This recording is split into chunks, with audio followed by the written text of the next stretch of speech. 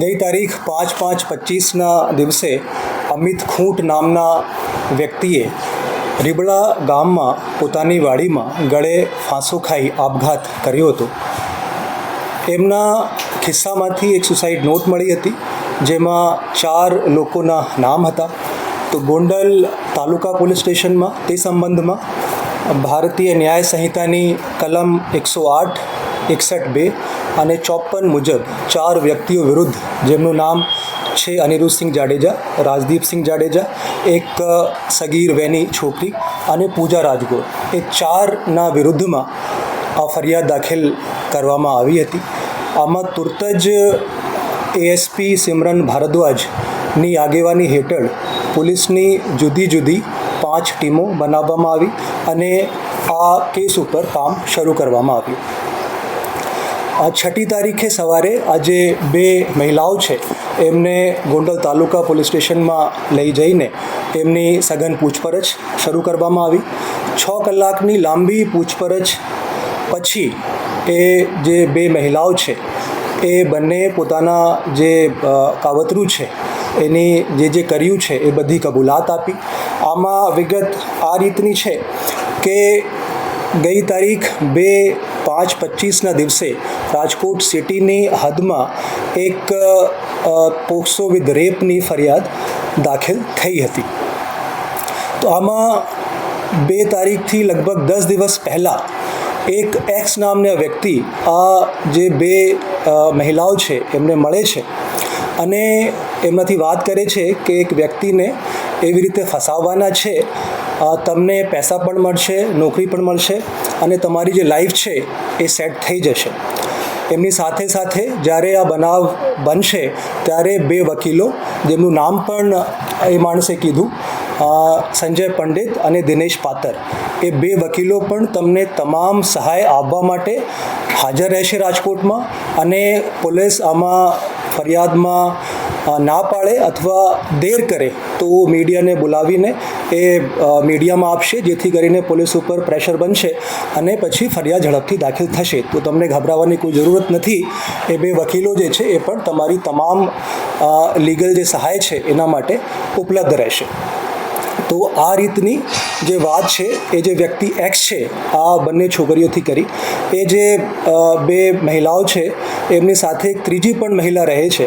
પહેલાં નક્કી કરવામાં આવ્યું કે ત્રીજી જે મહિલા છે એ આ જે કામ છે એને અંજામ આપશે, પણ એ પુખ્ત વયની મહિલા હતી. તો પછી એક સગીર વયની જે છોકરી છે એમને સિલેક્ટ કરવામાં આવ્યા અને પછી આ કાવતરું રચવામાં આવ્યું, જેથી કરીને આમાં પોક્સો વિથ રેપ લાગે તો આમાં જામીન જે છે એ આરામથી, આસાનીથી મળશે નહીં. તો આ વસ્તુ ધ્યાનમાં રાખીને એક સગીર વયની જે છોકરી છે એના આમાં યુઝ કરવામાં આવ્યું છે. તો બંને જે છોકરીઓ છે, એક સગીર વયની અને પૂજા રાજગોર, એ બંનેની ધરપકડ 6મી તારીખે સાંજે કરવામાં આવી હતી અને ગઈકાલે કોર્ટમાં પ્રોડ્યુસ કરતા જે સગીર વયની છોકરી છે એમને રિમાન્ડ હોમ વડોદરા ખાતે મોકલી દેવામાં આવ્યું છે અને પૂજા રાજગોરના રિમાન્ડ 2 દિવસના મંજૂર થયા છે. એના સિવાય ગઈકાલે અમે બંને જે વકીલો છે, દિનેશ પાતર અને સંજય પંડિત, આ બંનેની ધરપકડ કરી છે અને આ બંને વકીલોની જે પૂછપરછ છે અત્યારે ચાલુ છે. આજે સાંજે આ બંને વકીલોને કોર્ટમાં પ્રોડ્યુસ કરવામાં આવશે. આ જે બંને વકીલો છે એમના ગુનાહિત ઇતિહાસ પણ છે. સંજય પંડિત એ રાજકોટના રહેવાસી છે. એના વિરુદ્ધમાં એ ડિવિઝન રાજકોટ સિટીમાં એક રેપની ફરિયાદ દાખલ થઈ છે 2023માં. ગાંધીગ્રામ પોલીસ સ્ટેશનમાં રાજકોટ સિટીમાં 2019માં એક એટ્રોસિટી એક્ટ હેઠળ એમના વિરુદ્ધમાં ગુનો દાખલ થયો છે. ગાંધીગ્રામ પોલીસ સ્ટેશનમાં જ 2022માં એક ફોર્જરીના કેસ એમના વિરુદ્ધમાં દાખલ થયો છે અને એ ડિવિઝન રાજકોટ સિટીમાં એક એક્સટોર્શનના કેસ સંજય પંડિત વિરુદ્ધમાં વર્ષ 2019માં દાખલ થયો છે. દિનેશ પાતર એ ગોંડલના રહેવાસી છે. એમના વિરુદ્ધમાં 2021માં ગોંડલ સિટીમાં એક છેતરપિંડીના ગુના દાખલ કરવામાં આવ્યા છે. જૂનાગઢમાં મહિલા પોલીસ સ્ટેશનમાં 498A હેઠળ એક ગુનો દાખલ છે અને ગોંડલ સિટી પોલીસ સ્ટેશનમાં 2021માં એક મારામારીની ફરિયાદ આ દિનેશ પાતર વિરુદ્ધમાં દાખલ થઈ છે. સર, જે એક્સની વાત આવે છે, એક્સનું ડિટેલ્સ સામે આવી છે કે હજી પોલીસ તપાસના કારણે કોઈ ખાસ આ જે ષડયંત્ર રચ્યું છે આમાં એક્સનું એક ઇમ્પોર્ટન્ટ યોગદાન છે. એ વ્યક્તિ પૂજા રાજગોરના સંપર્કમાં છેલ્લા 1 વર્ષથી છે, એમને ઓળખે છે અને કેમ કે એમની ધરપકડ બાકી છે એના લીધે અમે એના નામ જે છે એ ડિસ્ક્લોઝ કર્યા નથી. સર, અનિરુદ્ધસિંહ અને રાજદીપસિંહ આ બંનેનો રોલ શું છે? એમાં તપાસ અમારી ચાલુ છે. અમે 4 લોકોની ધરપકડ અત્યાર સુધીમાં કરી છે અને જ્યારે આ એક્સ જે વ્યક્તિ છે એ પકડાશે એની પૂછપરછમાં આગળ કોણ વ્યક્તિ હતા જેણે એમને કીધું હતું કે આ કાવતરું રચવાનું છે, તો એની જે પૂછપરછ પછી જ આ જે વાત છે ક્લિયર થશે કે આમાં કોણ વ્યક્તિઓ હતા તેને એમ વ્યક્તિને કીધું હતું કે આ કામ કરવાનું છે. સર, અનિરુદ્ધસિંહે સુસાઇડ નોટ પર છેડછાડ કરવાનો આક્ષેપ લગાવ્યો છે. એ જે સુસાઇડ નોટ છે એમને આ સુસાઇડ નોટને FSLમાં મોકલી દેવામાં આવશે ટૂંક સમયમાં જ. જે અમિત ખૂટ છે એના લખાણ જે છે એ મળી ગયા છે અને પ્રાથમિક દૃષ્ટિએ એવું લાગે છે કે અમિત ખૂટના જ એ રાઇટિંગ છે.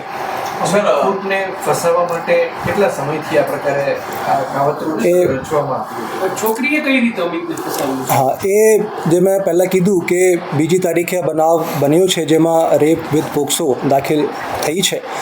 એનાથી લગભગ 10 દિવસ પહેલાં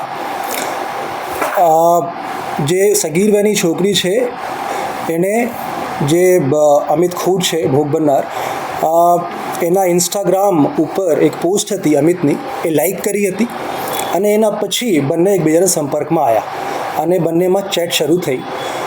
આટલું જ નહીં, આ જે સગીર વયની છોકરી છે એમના જે ક્રેડેન્શિયલ્સ છે ઇન્સ્ટાગ્રામના એ વ્યક્તિ એક્સ જે છે એને લઈ લીધા અને પોતે જ સગીર વયની છોકરી બનીને અમિત ખૂટ સાથે ચેટ પણ કરતા હતા. જ્યારે ઇન્સ્ટાગ્રામ ઉપર ચેટ કરવાની હોય તો આ એક્સ નામના વ્યક્તિ એ કરે અને જ્યારે ફોન ઉપર વાત કરવાની હોય તો આ જે સગીર વયની છોકરી હતી એ વાત કરતી હતી. તો અમિત ખૂટને લાગ્યું કે આ એક જેન્યુઇન કેસ છે, તો આમાં એમને મળીએ અને પછી જે આગળ થયું છે એ આપને વિદિત છે.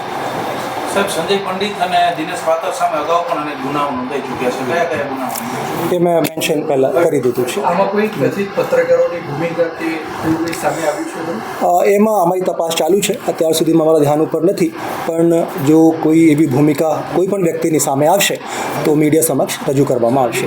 રાજદીપસિંહને લઈને કોઈ તપાસ અત્યાર સુધીમાં કરવામાં આવી છે? એ અમે પ્રોફેશનલી આમાં આગળ વધી રહ્યા છીએ. જે મેં પહેલાં કીધું કે 4 વ્યક્તિની ધરપકડ થઈ છે અને પછી વ્યક્તિ એક્સ મળશે તો એની પૂછપરછમાં આગળ ખબર પડશે કે એવા કયા વ્યક્તિઓ હતા જેના કહેવાથી આ જે ઘટના છે એને અંજામ આપવામાં આવ્યું છે.